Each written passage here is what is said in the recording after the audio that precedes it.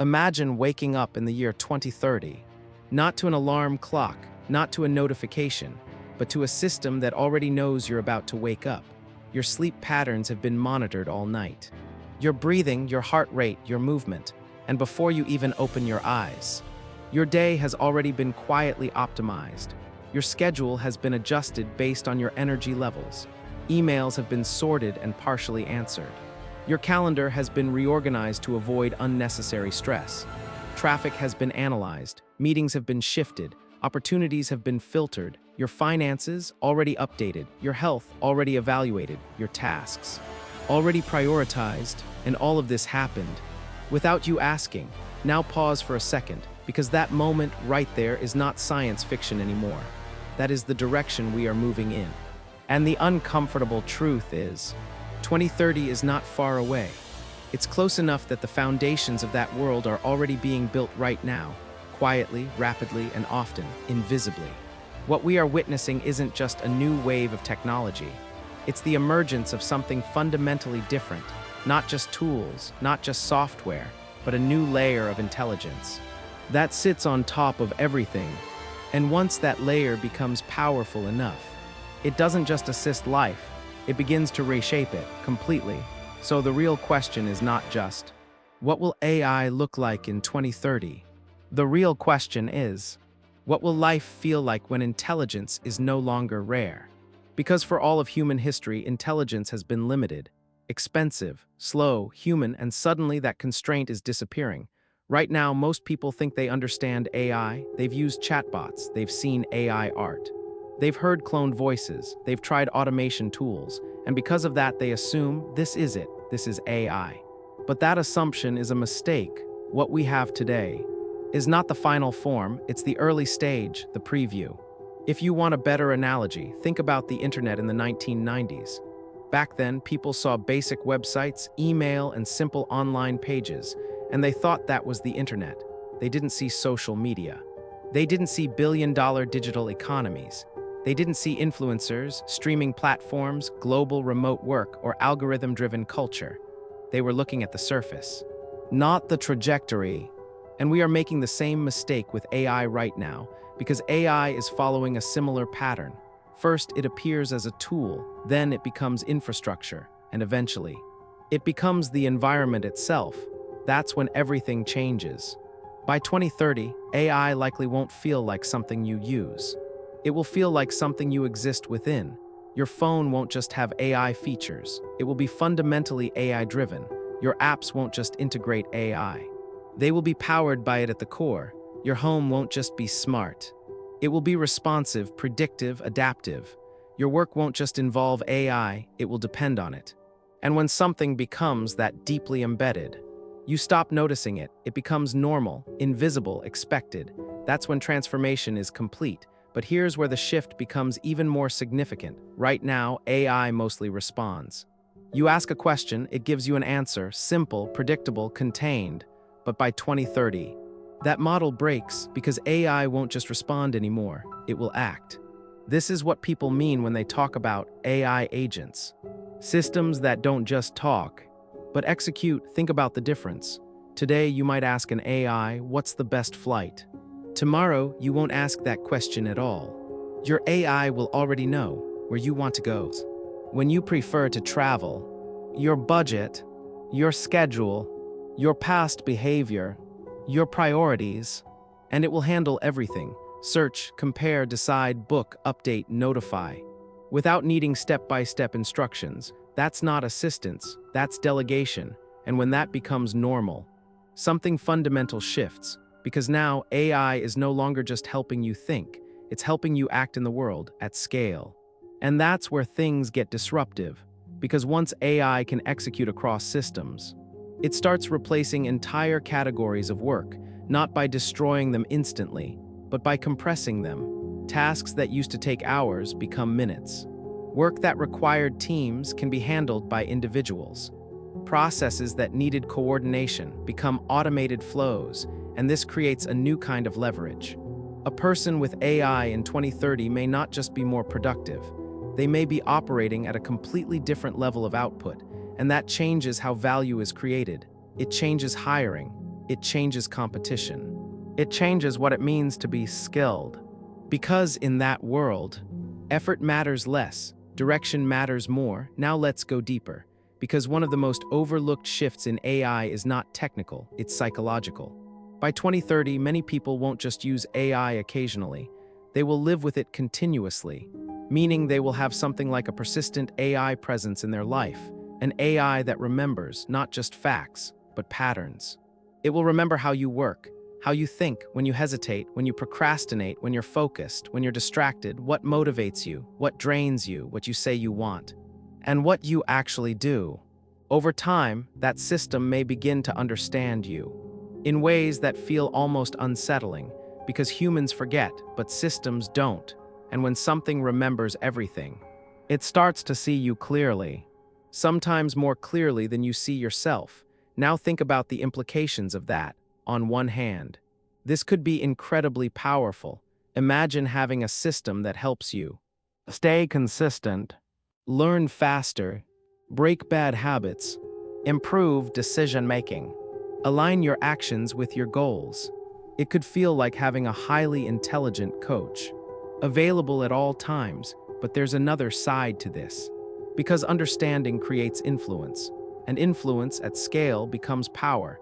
If an AI understands your behavior deeply enough, it doesn't just predict your actions, it can start to shape them, subtly, gradually, effectively. And that raises a serious question, not about technology, but about control. Because in 2030, the real competition may not be who has the best AI. It may be who controls the AI that knows you best. Now let's talk about work, because this is where reality hits hardest. A lot of people still assume the future of work will be a slightly upgraded version of today. More tools, more automation, same structure. That assumption is dangerous, because AI doesn't just improve work, it restructures it.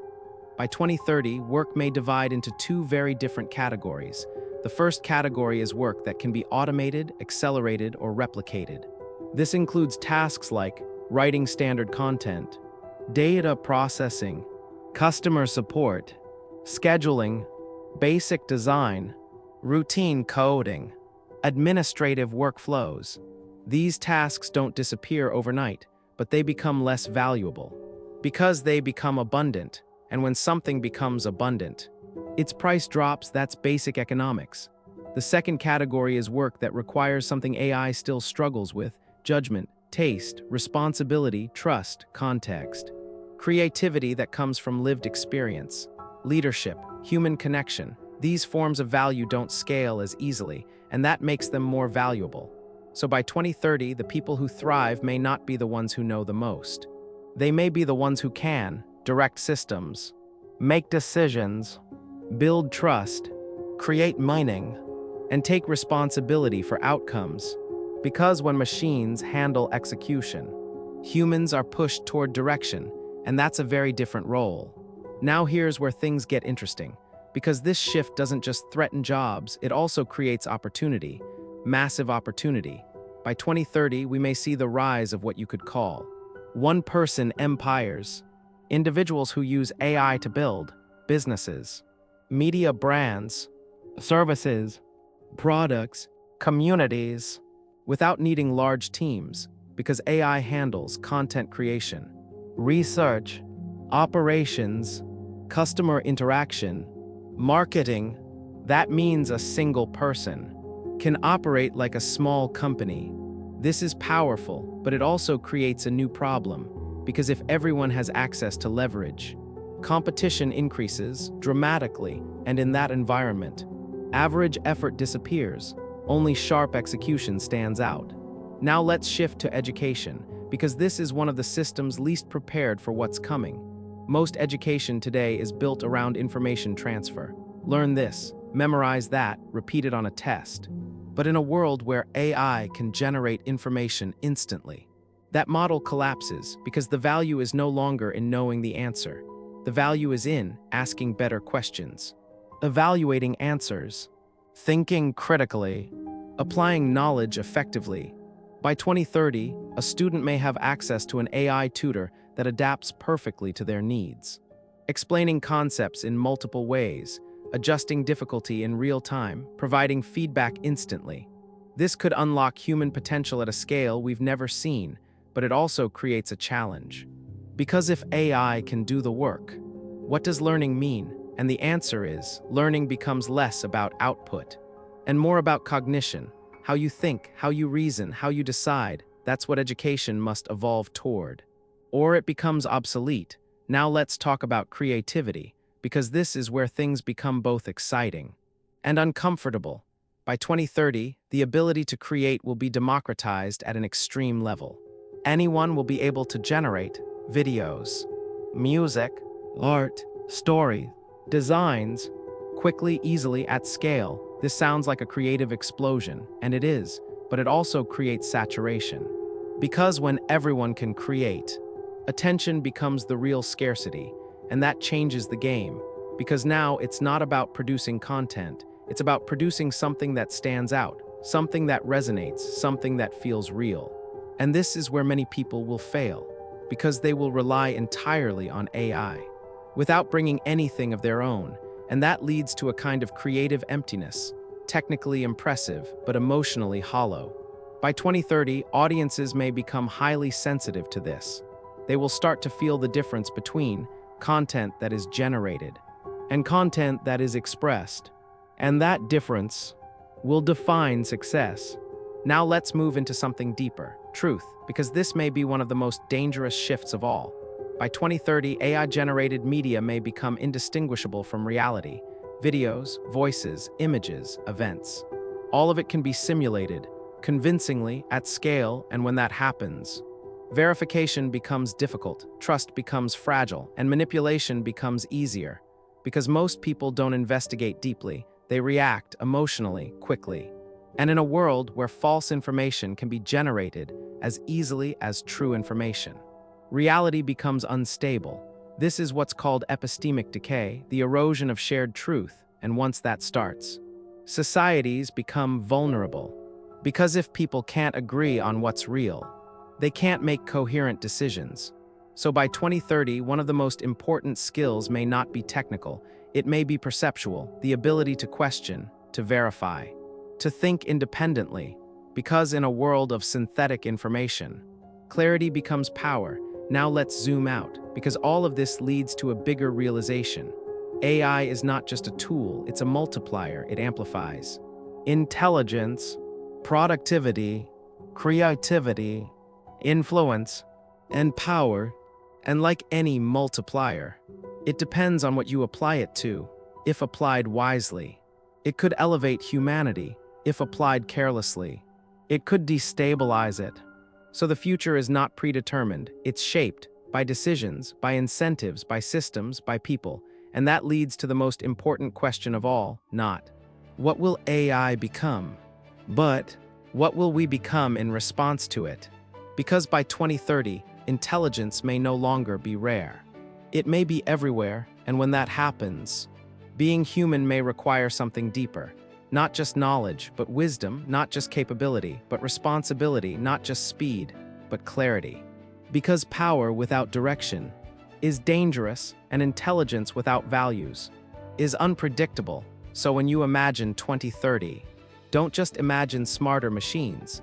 Imagine a world where work is redefined, learning is transformed, creativity is saturated, truth is challenged, and identity is questioned. That's the real future, not just technological change, but human transformation. And whether that future feels empowering or overwhelming depends on how prepared we are to meet it, because one thing is certain. AI is not slowing down, it's accelerating quietly, relentlessly, and the people who understand it early will not just adapt to the future, they will help shape it. So maybe the real question isn't, is AI coming? Because it already is. Maybe the real question is, when intelligence becomes abundant, what will remain truly valuable?